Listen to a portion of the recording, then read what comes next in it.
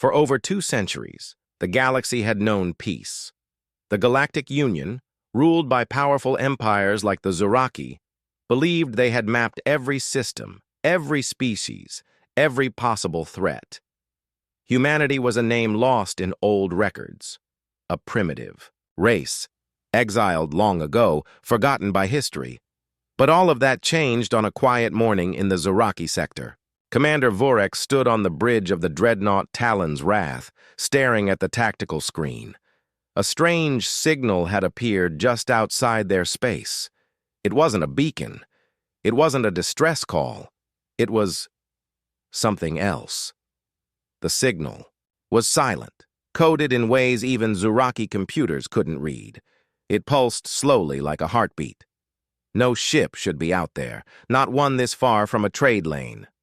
The sensors soon locked onto a small vessel. It had no known design. It wasn't from the Union, nor any pirate fleet. The hull was black, smooth, almost alive. It moved without using known propulsion. The tech crews said it bent space around itself, but without leaving any traces. That was impossible. But there it was, just hovering near one of their listening outposts. Vorek ordered a full scan. Nothing. The scanners bounced back like they were being blocked. He sent a transmission. No reply. He tried again. Still silence. "It's testing us," Vorek said, his voice low. "It wants to see how we react." 2 Zuraki frigates were dispatched to intercept. The small black vessel didn't move. As the frigates approached, something strange happened. The power levels on the Zuraki ships began to drop. Systems failed one by one. Then, the vessels started turning on their own, colliding into each other like puppets with cut strings. There was no explosion, just silence. The scout ship floated past the wreckage as if it had never noticed them. The Zuraki High Council received the report within minutes. Confusion turned to fear. They had not faced anything like this in a long time. Many believed it was the return of an old enemy. Others thought it was some experimental tech gone rogue. But no one could explain why a single ship, without firing a single shot, had disabled 2 war-ready vessels. Commander Vorek increased patrols. He placed the entire sector on red alert. But the strange ship had vanished. For 3 days there was no trace. Then, without warning, it appeared again, this time inside their defense grid.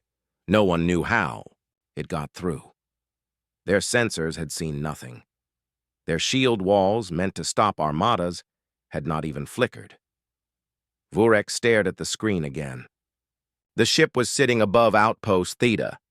It hovered in place, almost peacefully. This time, the crew tried something new. A psychic officer attempted to connect mentally. She screamed and collapsed after 5 seconds. "It saw me," she said, in a broken voice. "It's not just watching, it's thinking." The Zuraki Council demanded answers. Some wanted to destroy the ship at all costs. Others said it must be studied, but no one dared go near it again. Even unmanned drones shut down the moment they entered its range. Then came the message. Across every Zuraki channel, from high command to civilian comms, a single word appeared: observe. There was no voice, no language, just that one word. Glowing white on every screen. Panic spread through the stations. Was it a threat? A warning? A test? Vorek stood frozen. He knew this wasn't just an unknown ship. This wasn't a lost probe or a pirate weapon. This was something older, something smarter, and something human. The historians had long erased Earth from their records. Long ago, the humans were blamed for a war they did not start. They had been declared too dangerous, too emotional, too unpredictable. The Council had voted to exile them, and Earth was left to die alone, disconnected from the stars.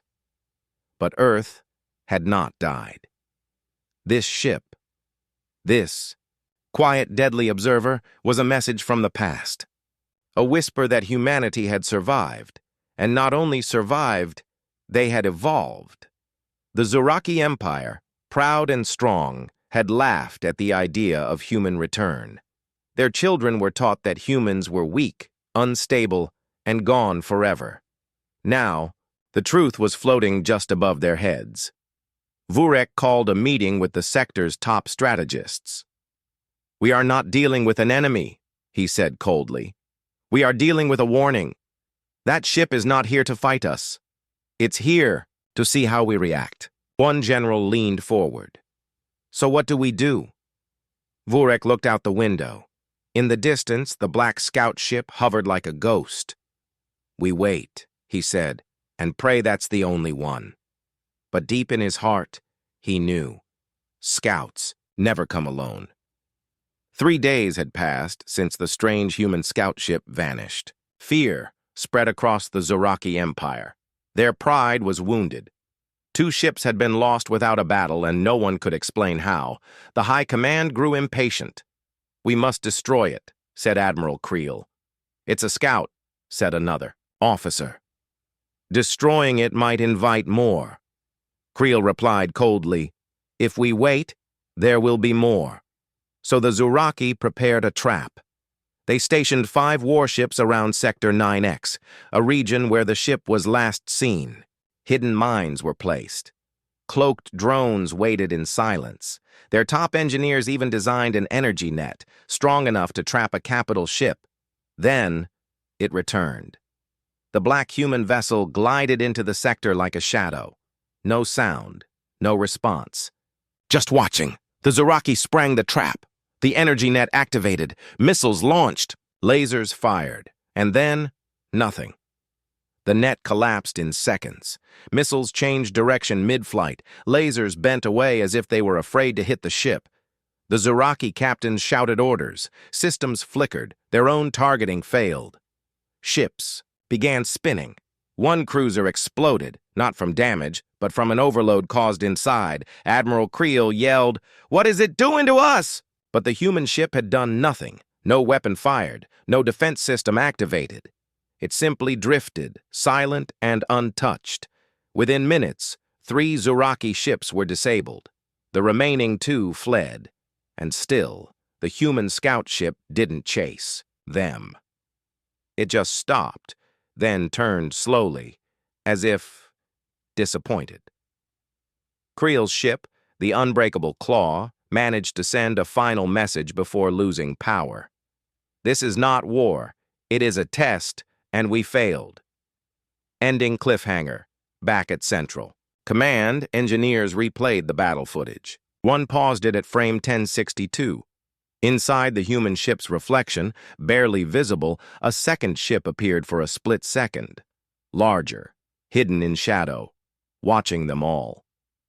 The scout was never alone. The Zuraki were once feared by every species. Their war fleets crushed rebellions. Their scientists controlled the stars. No enemy had stood against them for more than a month. But now, whispers filled the empire. "Did you hear? 5 ships lost to 1 scout. Is it human? I thought humans were extinct." If that was a scout, what comes next? Admiral Creel was missing. Some said he escaped, others said he was captured. No one knew for sure. In the capital world of GalacticPrime, the High Council held a secret meeting. Tensions were high. Some wanted to prepare for war. Others feared war had already begun. "We've been watched," one counselor said. "For how long, we don't know." Another added, "And if this was just a scout, what's the purpose? To map our weaknesses." Military forces were doubled across key systems. Civilian travel was restricted, but the fear couldn't be hidden. Even normal citizens had started asking questions. On the mining moon of Dovar 6, workers refused to report for duty. On the trade station, Harkos 3, the security commander locked himself in his quarters, mumbling about eyes in the void. Even the Zuraki Emperor, a ruthless ruler for over 100 years, appeared in public for the first time in a decade. His message was calm, but his eyes showed fear. "We do not fear ghosts," he said, "but we must prepare for what comes next." The Science Division released a quiet report, buried in the lower files. Ship's tech is untraceable. Propulsion method unknown. No known energy source. Defense systems. Possibly reality-based manipulation. Translated, they had no idea how it worked. Then came the most terrifying part. The Zoraki had tracked the ship to 6 different sectors. In each one, defense systems failed. Communications went silent, and in every case, no attacks were recorded. The ship didn't fire, didn't invade, didn't speak. It just appeared, observed, and vanished. One young officer made a discovery. A hidden signal was left behind after each visit, too quiet for normal scanners. He decoded it. It was a countdown. Each sector had a number. The last one said, Phase 3, begin. It happened on the desert moon of Valtor. A black escape pod crashed near an old mining facility. By the time Zoraki forces arrived, the pod was still warm. Inside, they found something impossible. A human. Alive. Calm. Just sitting inside the pod like he was waiting. His eyes were strange, not like old human records. They were sharper, cold, but quiet. He didn't struggle. He let them cuff him. He didn't speak, not a word, until they took him deep into the Zoraki Intelligence Center. High Inquisitor Tharn personally came to question him. "What is your name?" he asked. The human only smiled. "Why are you here?" Tharn demanded. The human leaned forward. "You already know," he whispered. Tharn froze. That voice wasn't normal. It echoed, like it wasn't just in the room but in his mind. "We don't fear you," Tharn growled. The human tilted his head. "You should." They tried scans, brain waves, off the charts, DNA. Only 80% matched old human records, the other 20% unknown. One scientist called it adaptive coding, like his genes were written to change on purpose. Then the real problem began. One by one, the interrogators started losing sleep. Nightmares, visions. Some saw burning skies. Others saw ships the size of moons. One soldier clawed his own eyes out, screaming, "They're already here!" Still, the human said nothing more, just sat, watching. Then the security systems failed. Every camera, every lock, every sensor, off. The power came back 5 minutes later, but the human was gone. His cuffs were still on the table, opened from the inside. No signs of escape, no alarms, just one word carved into the wall. The Zoraki Empire scrambled. 17 human scout ships entered different sectors at the same time. Each one moved with precision. No weapons, no signals, no threats. But wherever they passed, systems failed. Communications blacked out. Sensors glitched. Weapons wouldn't lock. Civilian transport ships shut down in fear. Trade routes collapsed overnight. Some sectors stopped. Responding altogether, the Zoraki sent fleets to intercept. None returned. In one sector, all that remained was a recording. Static at first. Then a blurry image of the scout ship just hovering. Then a new shape behind it. A massive shadow, a ship so big it didn't look like a ship. It looked like part of space had shifted. Darker, deeper, a void with lights. Blinking like stars. But they weren't stars. They were eyes. Zoraki analysts tried to scan it, but no data came through. The scan just stopped. One scientist said, "It scanned us instead." The Zoraki Council panicked. They ordered full mobilization. Every ship, every weapon, even secret prototypes. They planned to strike first, before Earth could bring more. But they were too late. Because Earth didn't need to bring more. They were already here. All 17 scouts vanished in the same second. Then, across the Zoraki networks, a strange signal pulsed. One sentence appeared on every screen, every terminal, every system. "We watched. We warned. Now we decide."